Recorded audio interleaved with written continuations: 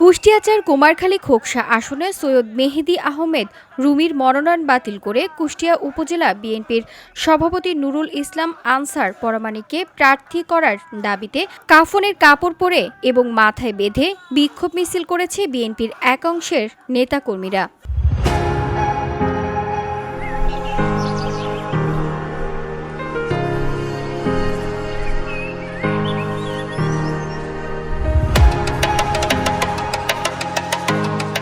তৃণমূল বিএনপির ব্যানারে মঙ্গলবার বিকেল ৫টার দিকে কুষ্টিয়া রাজবাড়ী আঞ্চলিক মহাসড়কের কুমারখালী জিলাপিতলা বাজার থেকে মিছিলটি বের করা হয়। পরে গুরুত্বপূর্ণ সড়ক প্রদক্ষিণ করে খোকসার মোড়াগাছা সরকারি প্রাথমিক বিদ্যালয় মাঠে শেষ হয় এই কর্মসূচি।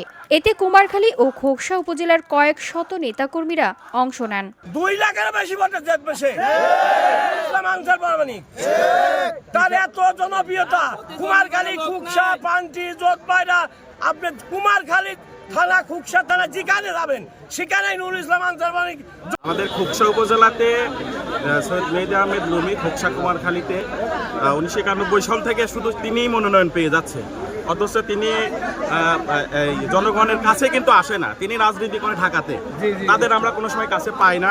বিএনপি থেকে এসেছি, খোকসা কুমারখালীর গণমানুষের নেতা জনাব নুরুল ইসলাম আনসার পরমাণিককে নমিনেশন দেওয়া হয়নি।